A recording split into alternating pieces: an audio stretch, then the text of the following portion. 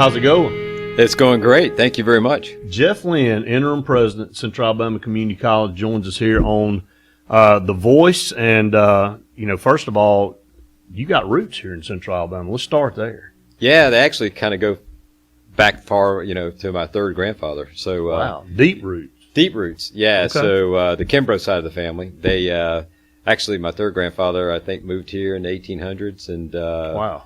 Buried at Flint Hill. His son buried at Flint Hill, and then my grandfather and his brother, they were born and raised here and their families. And so it's kind of interesting coming back and talking to people that have been here for a while. They kind of know them, and, oh, yeah, your grandfather taught me in middle school or something like that, or your uncle taught me and stuff like that. So kind of education's been in the family for a long time. Isn't that the good thing about small communities? I love it. And, you move back and, you're new here, but you're not new here. Right. And that, and you, in all your past and meeting people, and you're finding out how many people knew your family and know you, and, oh, I remember when you were little and stuff like that. That is the cool thing about small towns. It's really cool. I mean, the small towns are so unique, and you really focus on them, but there's so many good people here, and there's so many great programs going on here. We just need to, get them involved more in our campus.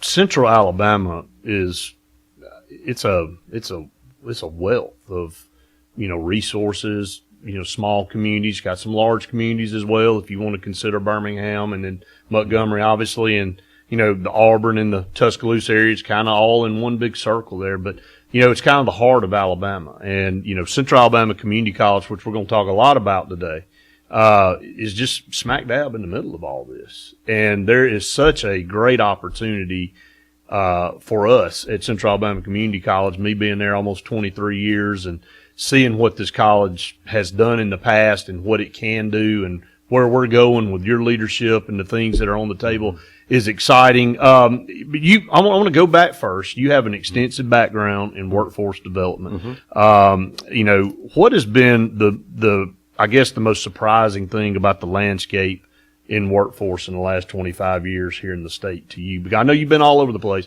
and we'll get to that in a little bit. But what's been some of the most surprising things you've seen with the workforce in Alabama? Well, the key thing is we've had some great opportunities for economic development and growing companies to come here. What we needed to really do is just listen to them really good and build those workforce pathways starting early in middle school to get those people interested in different career types over there. And then we have to link those programs together starting in high school to the 2-year to the 4-year and on up. And then have exit points where people, when they get a certification or a degree, they can exit, go to work, or they can exit and do some work-based learning and continue their education while they work, and then hopefully land here locally. What I really want to focus on is occupational forecasting, listen to our companies in this area, and make sure we're driving the workforce that they need to keep them local. And that's how we can become more of an economic engine that we need to be. Yeah, we're in a community that in the mid-'90s was hit pretty hard by NAFTA. And Russell Corporation was a Fortune 500 company.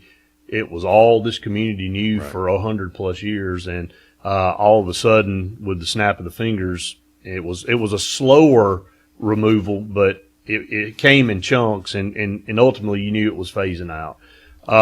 But when one door closes, obviously others can open, and you can make a couple of decisions. And this community, along with several other communities here in the state of Alabama, decided that, that wasn't going to be the death of their community. They were going to rise from the ashes. And we've seen Alexander City do that. We've seen a lot of other communities around here in Central Alabama do that. The automotive industry really came in and took hold in the state of Alabama when you saw a lot of textiles leave. And it was I don't want to say it was the sole saving grace, but it was a massive saving grace for the economy here in this state. Absolutely. Right now in Alabama, we have over 40,000 employees in the automotive industry. Wow. And, some of our 2-year programs prepare the mechatronics maintenance employees where they can start at a very high wage, and then, 3 to 6 years of experience, they can be in 6 figures. Some of that's overtime, obviously, but they can make a really good livable wage with great benefits with these great companies that are here. But I think back to your point, too, as evolution changes, if you go to that GE model back whenever they invented the first bulb, et cetera, and then they got into the financial, so it's a complete dichotomy of their swing and their industry. We have to just swing to what the assets are here in the region and make sure that we adapt accordingly at the college and prepare that workforce. You know, they don't just come here because they go, oh, that's a pretty cool place to. There's recruitment that's involved. The state has to sell itself. You've been in this business and you've been all over the place, and in your travels, it's taking you all over the world. Why don't you just share a little bit about that? Because I know you and I have talked about it, but I know there's a lot of people that's going to watch and listen to this that are going to be like, wow, so some of the places you've been. Oh, well, I've been very fortunate to work with a lot of great organizations. One is, right out of college, I moved to Atlanta. So I grew up in Alabama, finished Auburn, and then left and came back about 4.5 years ago. So I was gone for about 31 years. But, I worked with a company in Atlanta. It was a medical device company, but our corporate headquarters was in Basel, Switzerland. And so we were the first entity to have a corporate headquarters for Novartis outside of Basel, and it was in Atlanta.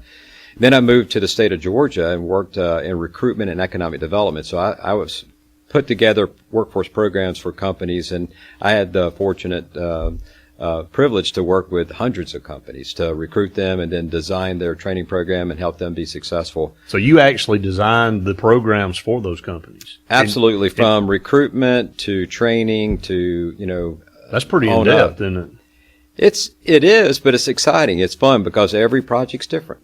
And because every culture's not different. Cookie cutter. No. So, but we had to travel to different countries to learn their processes. So we had to go and meet with their subject matter experts, and it might be in China, Japan, Germany, Korea, et cetera, et cetera, et cetera. So, learning the cultures, being able to adapt to time changes, calling your family back, when it's Saturday morning in Korea and you're calling them back and it's Friday night here. Wow. And just going with the flow, but delivering a world-class product is the key thing in helping those companies be successful. Yeah, how was that traveling for you? If you've never really traveled a lot and then you travel all over the place like you were doing, was it an adjustment? Was it? I know you said it was exciting. I mean, It has to be exciting to see different parts of the world. Yeah. I love it. I mean, I absolutely loved it. I mean, different cultures. Different cultures. A lot of times people would say, oh, you get to go to Germany. Well, they don't realize that we get up, before most people get up. We go to the plant. We're working the plant till real late at night.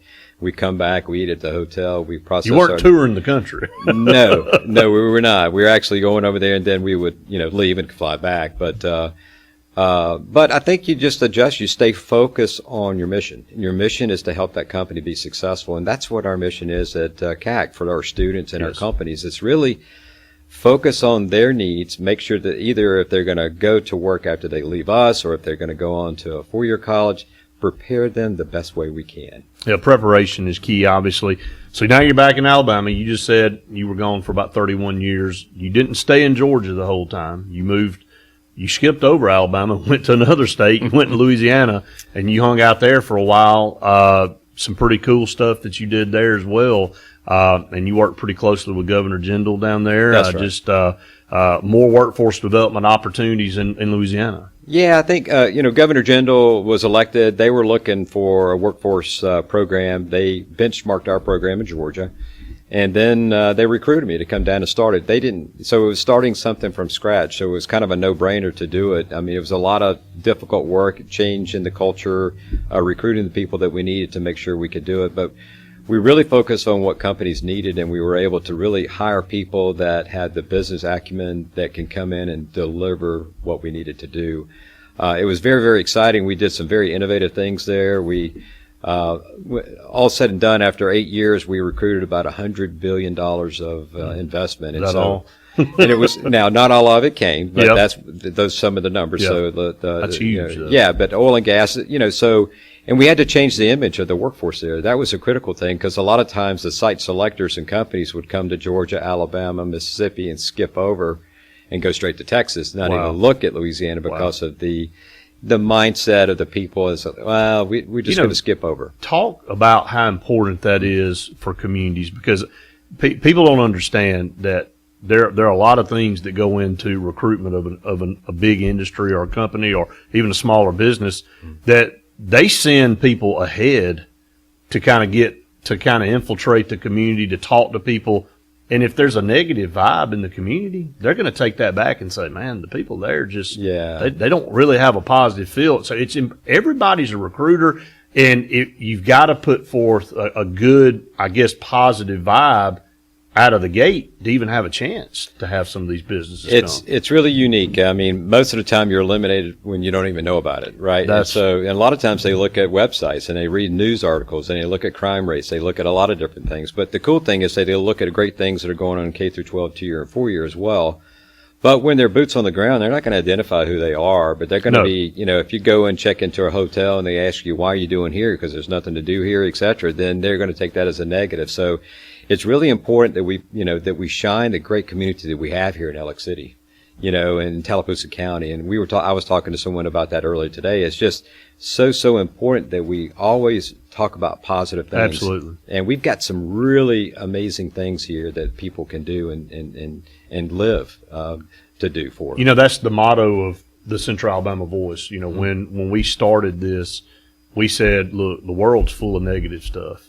And I think we're overrun. And, when you watch the news, they say the last minute for the only positive story of the news. Right. Well, you're going to get nothing but positive stories here on Central Alabama Voice. And that's what I wanted to get from you on that part when I was asking, because everybody needs to understand that you never know when you're talking to that person that could make that crucial decision to locate and bring 150 new jobs or 1,000 new jobs, or that company. You could be the nail in the coffin either way for that. So you get back to Alabama, and now you're a college president. You've been all over the world. You've been international, and you came back to the Alabama Community College system, and now you're at CACC as a president. Did you ever see yourself as a college president? No. It's kind of interesting. I'm here. I'm loving what I'm doing, because we got a great team at CACC, obviously, but and then building another team there too, as we've got some openings and stuff like that. But I've really never applied for a president's job. It just was one of those things that the chancellor asked me to do, kind of spur of the moment. I think maybe in his mind it was planned out. In my mind, I thought it was spur of the moment, but I love it. I mean, there's a lot of great work and there's a lot of challenges every day. There's not enough hours in the day to get things done. But we really have a great opportunity at CACC to really embrace the students and the community. And that's what it's all about. And then look at deferred maintenance, look at other programs.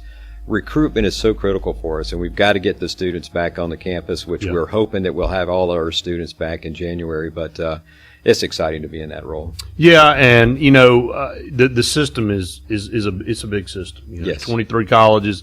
What is it about the community college system in Alabama that makes it an asset for this state? What is it to you? To me, it's the ability to reach students from high school to mid-80s, and everything in between. Because we have programs that we take traditional students, not traditional students. We take adult ed students. We take them, and our job is plain and simple to change their life, help them get a skill set, a competency where they can actually go and improve their living. Sure. For their family. Yeah. And then also send that message to them to give them confidence. So a lot of our adult ed learners, once they get confidence that they can make it to a certain level, they actually enroll into our college programs too, and then become better as well.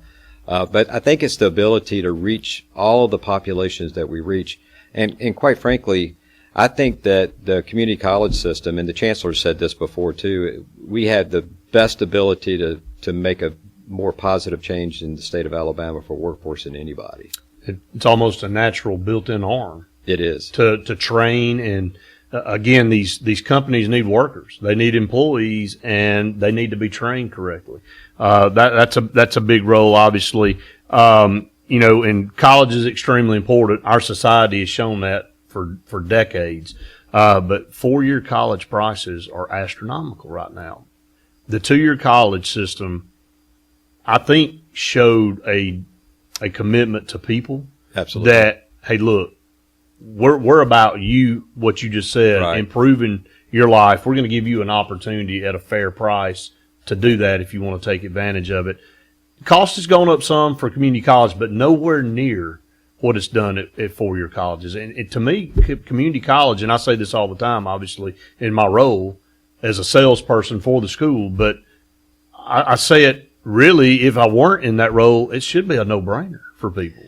It is. It's been an issue since the 50s, really, with the stigma, right? And so other countries like Sweden and Germany, et cetera, a lot of European companies, they really accept trades as a great way to make a living and stuff like that. So I think the heartbeat of your country. It really is, and it's well respected, and it has been for years and years and years. So, most parents, they want their son or daughter to be successful like everybody does, Sure. but there's a different pathway for them too. And, you mentioned it, but our tuition is 1/3 of a 4-year school. And so if you think about a pathway where we can create these pathways that I talked about earlier, them being a student going through our programs first will save a lot of money and help them get mature study habits, being able to really commit to fine-tuning exactly what they want to do, yeah. and then later on transferring. I'm all friends with all of our 4-year schools, and we try to partner with them daily about programs. And, but I would love to see more students come through our pathway to get there. I did that. I did too. Yeah. I'm a product, you're a product. It's easier to sell when you've been in there. Absolutely. And if I had to do it all over again, I've told this story forever since I left Central Alabama, that if I had to do it all over again, I'd do it exactly how I did it. Some of the friends that I made, right. Some of the connections I made at CACC were the connections I have now. That's right. And the friends I still have today. So you've been here 5 months. Right.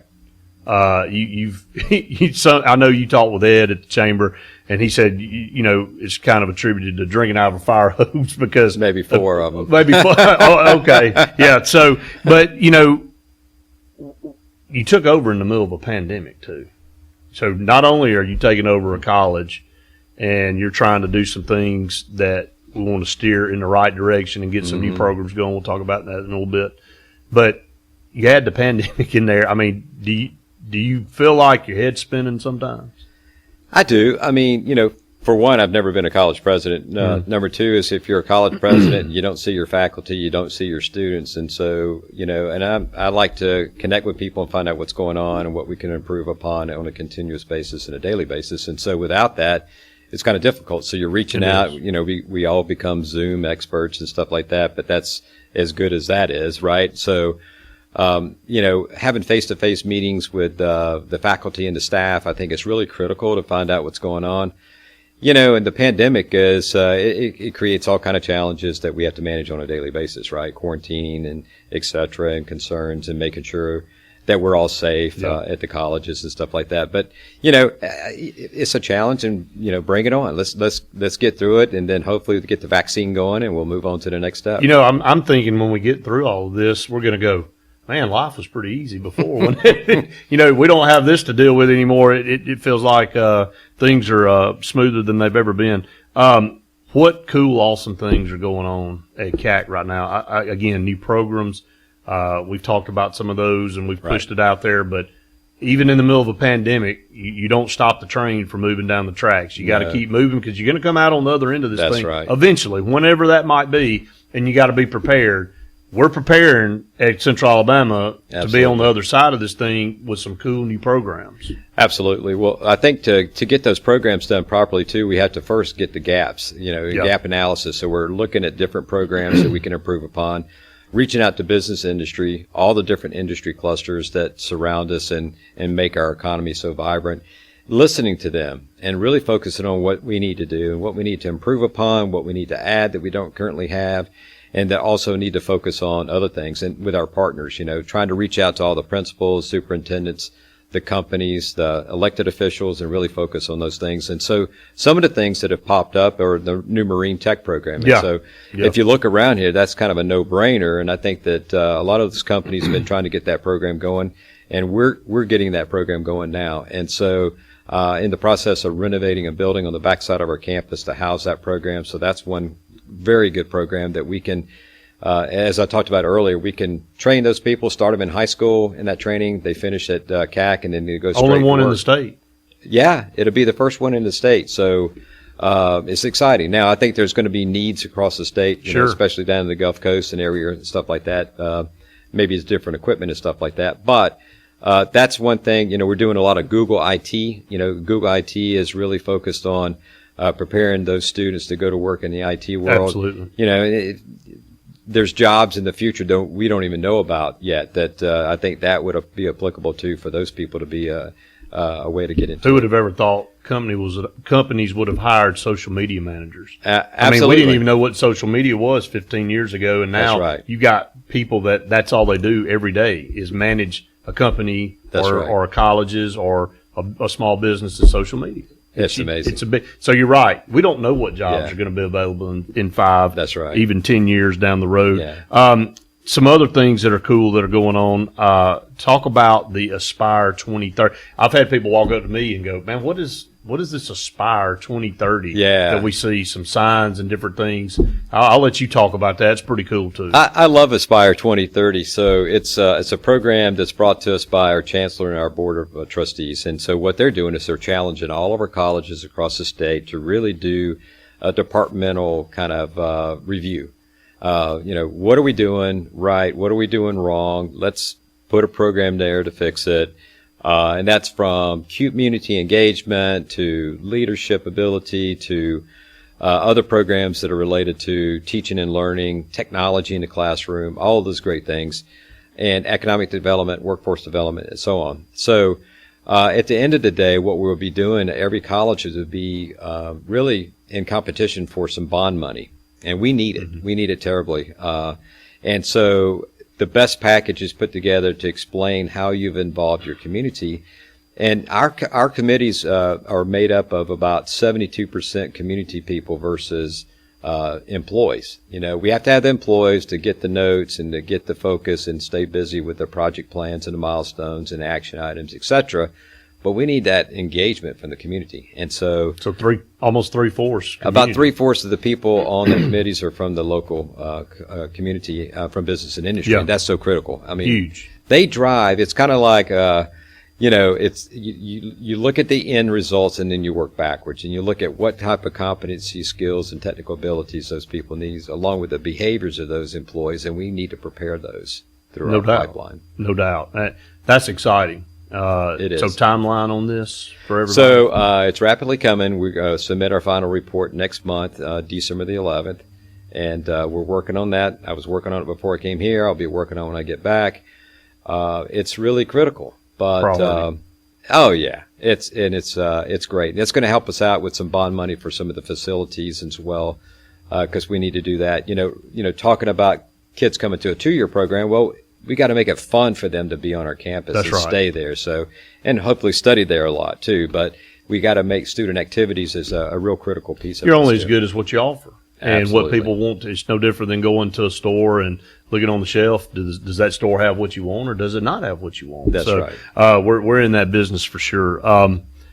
What is the hardest part of being a college president? You look at all these different things, and you wake up in the morning and you're ready to go get it. And I know there's some obstacles that are out of your control, out of other people's control, that things have to fall in place, and it can kind of dampen a little bit of somebody that's real proactive and it's really got their hair on fire. But what do you see as the hardest, or maybe not the hardest, but what's some of the biggest challenges of being a college president? I think that's a good way to put it. I think I'm not real patient, so I think finding patience to get things done, right? And then I'm not a real bureaucratic type of person, so making sure we cut through so we can deliver it to speed of business. Building a wonderful team and opening up the communication and I have a 24/7 open door policy. If anybody has an issue, problem, whatever, they can come see me anytime. Call me any time of the day, night and weekend. I think, and then getting everybody moving in the same direction. Yeah. I think, in building that team, the sport to focus on the student and the community, and then we're going to be really going, there's other things that keep me up at night too, about new programs and focusing on things. And I think, hey, I'll get through that. But I think those that are probably the most pressing things right now. You said your door's open 24/7. I really think it is. Yeah. I think your door's literally open 24/7. President Trump said that sleep's overrated, so I don't think you've been getting very much sleep either. Well, I think that comes with age, right? Too, but you know, I wake up a good bit thinking about what we need to do and thinking about the vision of the college and really where we can take it. And I'm really optimistic about where we can go. You know, with the college. You can't hide somebody that's got a true drive. You can't hide the fact that they're passionate. It just shows through. You can talk a big game, but really you can tell when somebody's truly passionate about it. Since you've been on campus in June, you haven't stopped, and you know you're constantly meeting with people. You're getting out, and you're burning it at both. You're burning the candle at both ends, and you know to watch you do that. It's got to be motivation for other people to say, look, you know, let's jump on board. You know, we've got this guy here. He's not talking. His actions are showing. And to me, that's the biggest part of success, especially from a leadership role. You know, action, that old adage has never been one more true. Actions speak louder than words. And that's right. You know, you can talk a big game, but, you know, do your actions back it up? And, you know, I've watched you, and I'm just telling everybody out there, you know, you're here for this college, and you're doing everything that you do on a daily basis, hourly basis, minute by minute basis to try to make this place better. And I think everybody should be, you know, commend you for that and what I've been able to see in that so far. So I'm excited, and I can tell everybody else out there, you know, I've been there a long time. I'm excited about the future of this college, and this college has a lot to offer. And I don't even think we've you know, scratched the surface yet. I agree. We're going to be doing some cool things here in the next several years. Thank you. So let's cut down and let's talk a little bit about some fun. What do you do for fun outside of, you know, you work 23 hours, so there's only 1 hour left to sleep. Slash have fun. But what do you like to do for fun? You know, I love spending time with my family, you know, and I've got 2 boys. They're married. They live in other states, and so trying to get with them is awesome. You know, I'm a family first guy, and I think all the employees know that too. Family is first. Absolutely. If you don't have a good family life, you're not going to be any good at work, right? So take care of family, balance your life too. And, you know, I love to fish. I love to play golf. Not good at either one of them, but, just, you know, I'll chase the golf ball in the woods and out of the woods and, whatnot. But, golfing is one of those things that, I kind of get out there and I just forget about everything, you know, and just focus on that little golf ball, you know, and it's fun to get out, you know, and kick around and stuff like that. You know, play a little music in the past, but not much. I should play a little bit more, but I don't have time to right now. Yeah, it's hard to find time. You know, I wanted to kind of echo that as I get older, and you know, when you're younger and you're getting after it and you're going from place to place, you think that, you know, time is forever. Yes. And then the older you get, the more you appreciate, and your family is so crucial. And, you know, you start to see people, you know, pass away and move on. And you know, you go, once that happens, you don't get that time back. That's right. And so we live in the moment, I think, a lot of times, but we also live to think that we're going to be here forever. That's right. And we know we're not. And That's so right. you do have to prioritize. There is a balance there between your family, your work, and what's important and all that. So I agree 100% with you. Yeah, and that's, you know, something that I kind of picked up with other cultures too, especially European culture. They'll work very, very hard, but they leave. You know, they'll leave at 5 o'clock or whatever, and they'll go and have a nice dinner with their family and play with their kids and stuff like that. So you can reflect on that, where most Americans, a lot of time, we overwork, you know, and then we go home and, you know, go to bed, you know, and don't enjoy family. That's right. And a lot of times people take out their frustrations and maybe a bad day at work on the people they're supposed to love the most. That's right. And they get at home and they're the brunt of, you know, maybe a bad day at work. So, That's you know, there's a lot to learn from that. Who's influenced you? Who's been probably the biggest influence on your life to this point? That's a good question. I think my mom was, she was around until a little over a year ago, but she was just, an amazing lady that, you know, she'd be up before we were up. And, you know, after my parents got divorced, you know, we moved to Auburn. I was in high school and then I worked my way through college, but she would have meals for us in the morning and then dinner at night. And then she was working on her advanced degrees while she was doing that. And she was kind of like the energy bunny. Energizer bunny. Yeah. And so, so I think she played a major influence on me as far as that. And just, hey, suck it up. Be tough and, deal with it, but, be very personable to people. And, I think for sons, their moms are a special person. Oh, yeah. That bond. And then I know the daughter and father have that bond. It's kind of crazy how it works out. You're in a leadership role. You've been in a leadership role, but you're at a college now. Mm-hmm. And, the kids and the people that work for you, do you consider yourself a role model? Well, I think that I should lead by example. So, and it kind of leads to, if I'm going to be like 100% focused on what I need to do, then, some people can look at it as a role model or whatever. But if I'm not doing what I don't expect other people to do, then I'm not leading as a good role model. And so what I mean by that is, like, I think I freaked out a few people the first week when I was running down the hall with my own trash dumping it, and they're like, whoa, the president's dumping his own trash. And I'm like, I'm just a normal guy, we're all in this together, because the maintenance people were out that day, et cetera. So, but I think it's, always, never expect anything that you would never do, sure. Number one. And then also, lead by example, like I talked about. So I think it's really critical. And if that's a role model, then that's a role model. But, I'm very humble to be in this position and very focused on the students and the community right now. I had a job in college where I worked for an electrical contractor, and it was a smaller business, but we were on a big job, and we were pressed to get this job finished. And I will never forget, it was a Friday afternoon. It was getting late, and, everybody was like, man, we're going to have to stay. We got to finish. We were 6-7 feet down in this ditch putting electrical conduit, and everybody was getting after it. And I looked over to my right, and the owner of the company was down there with me, laying conduit, putting the glue on there, sticking it in there. And to me, that sent such a big message to me at a young age that, hey, if the owner of the company is willing to get down here and roll his sleeves up and get down here with, this college worker, that he's not up there dictating and pointing a finger and saying, hey, do this, move this. He's down there ready to get after it too with you.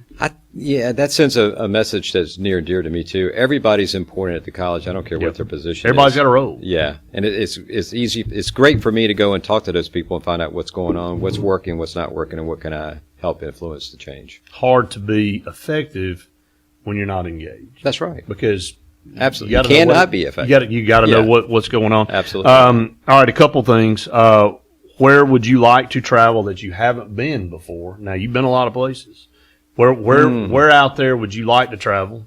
And is that something you're interested in? Maybe one day when you decide to hang it up, whenever that is. Oh yeah. Well, my wife and I, we love to travel. I think we had our 35th wedding anniversary this year, but we could not travel to wherever I wanted to, so we went to Purcell Farms, which was very nice. We had a good time. Nice.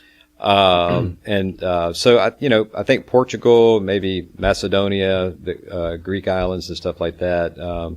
I've been to a lot of places, been very fortunate. Probably, I used to want to go to Moscow. I don't know if that's still on the list or not. So make sure I'm not being tracked or whatever. You might get blacklisted if you head over there.